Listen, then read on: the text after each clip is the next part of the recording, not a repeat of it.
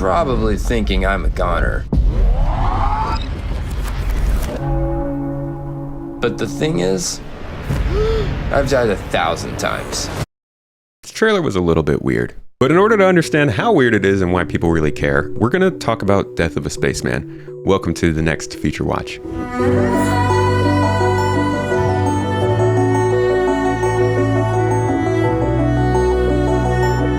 So back in the day being 2013 actually, kind of crazy, this has been going on a while. Back in the day, Chris Roberts talked about his inspiration from Demon Souls, talked a little bit about how Eve does its own respawning, and got into what he thinks Star Citizen should do in terms of death. Trust me, this is important. I also feel that if everyone can be cloned easily, it fundamentally changes the structure of the verse. You now have a universe of immortal gods that can't be killed. Death is just a financial and time inconvenience that has no further consequences. If I want a living, breathing universe that has a lot of the dynamics of a real world and is inspired by the decline and fall of the Roman Empire, immortality for all is problematic. You're probably thinking I'm a goner. But the thing is, I've died 1,000 times. The flip side is that while permadeath is realistic, it is not a lot of fun if the first time you're on the wrong side of a dogfight, you lose everything and have to start again. The death mechanics that I have in mind keep a feeling of mortality and history without making it frustrating or killing the fun. But what does this mean, Chris? He actually does a little bit more in that same document. Check it out. Basically, you'll be making your character, running through training simulations, and preparing yourself for the game. But once you have a character, Chris says, I see each character you play having the ability to die multiple times before the character is finally put to rest. Think of this like lives in an old school arcade game. Science in the future is far more advanced than today. Medicine has the ability to bring people back from what would be considered dead in today's world.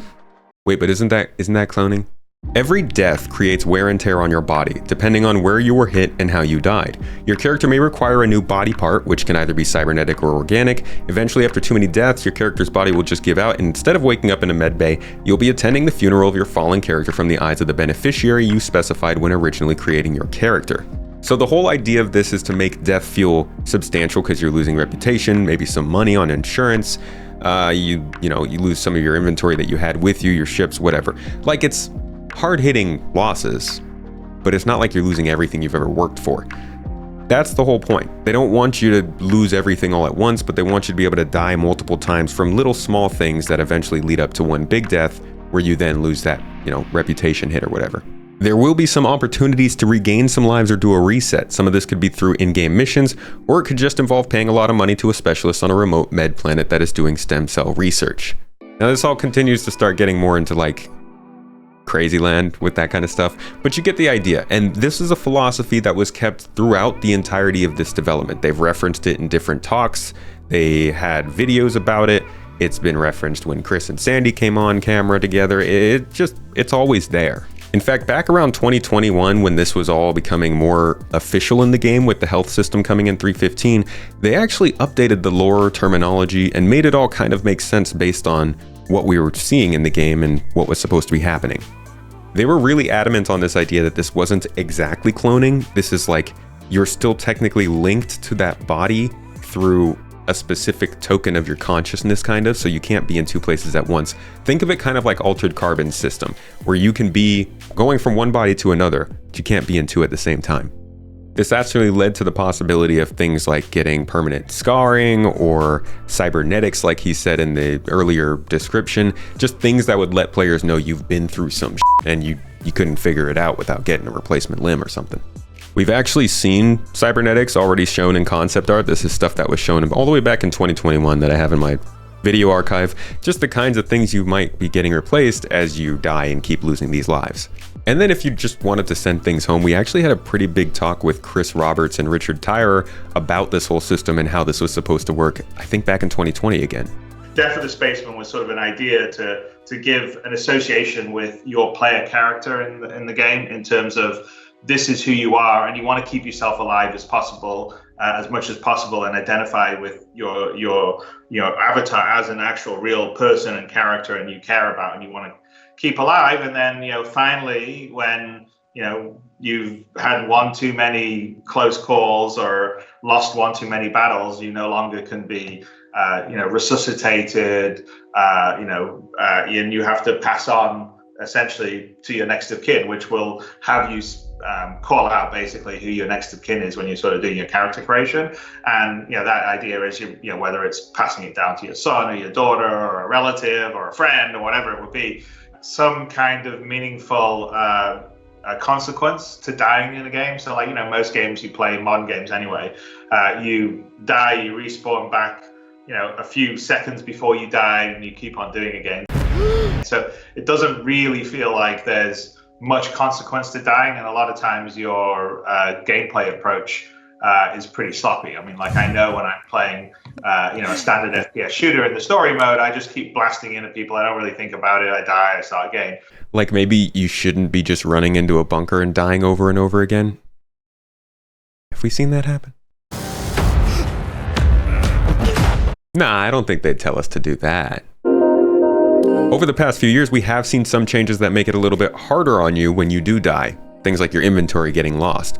But there's also just never really been that key feature that keeps people from backspacing when they're in a tough position. Richard Tyrer actually showed back in 2020 that he really wanted to change this.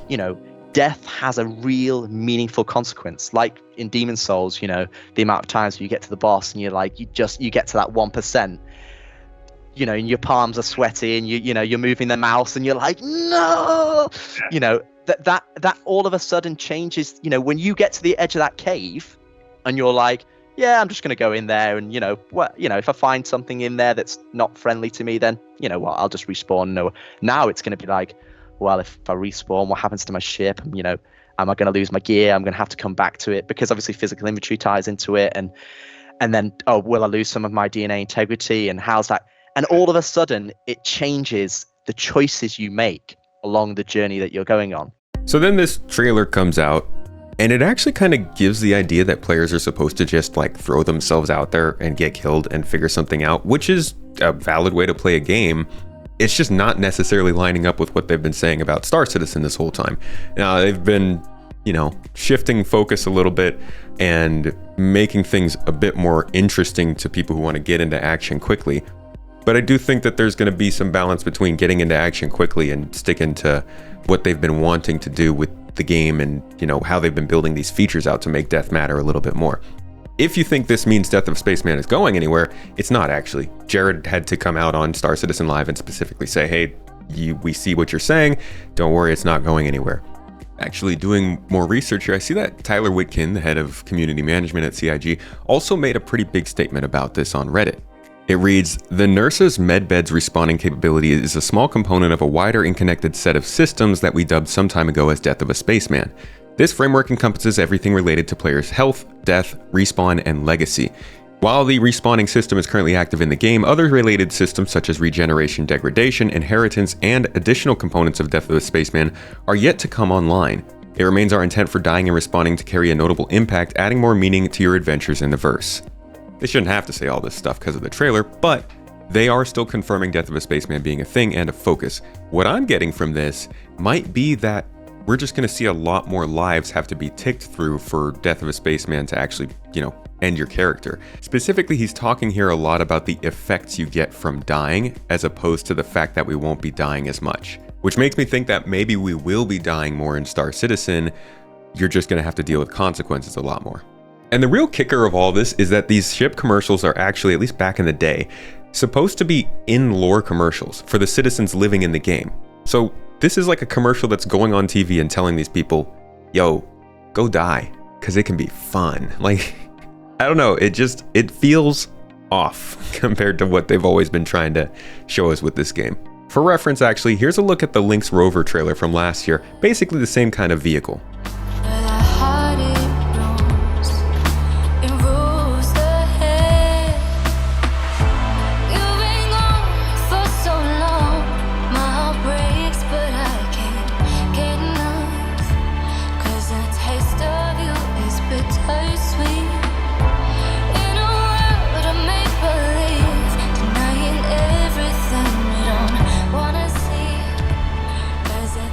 I feel like this gives a more realistic idea of what they've told us about the game in that regard. We don't know what exploration is going to be, luxury gameplay, whatever that is, but like, you can kind of imagine this being what you would do.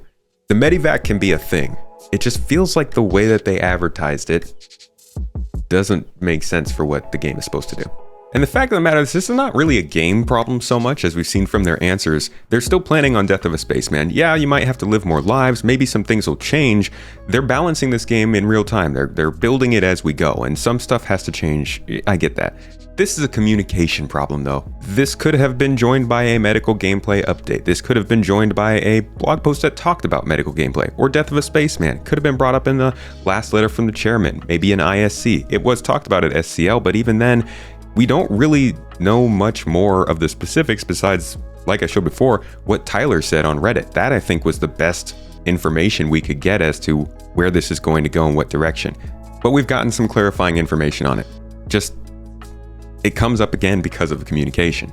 And we could get into a discussion about medical gameplay and respawns and which ships and vehicles should allow them, but that's a different video. The timing of this wasn't good. The timing of the other changes with respawn beds wasn't good when the Cutlass Red came out.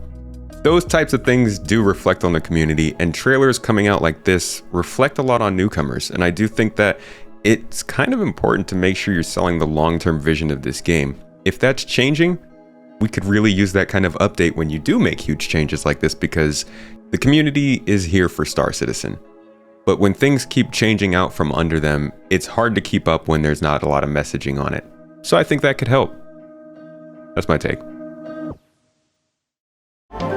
Thank you for watching this feature watch. This one was a little bit quick. We have to get back to work. We are moving into our home right now, so things are really hectic for us, but I want to keep doing these videos. I like being able to give out some quick information and some opinion and talk about stuff that's happened not 3 weeks ago. So keep an eye out for more of these. Please let me know in the comments what you think, if you like them, what kind of topics you'd like to see on them, and keep an eye out for our regular videos continuing to come out at normal times. See you guys later.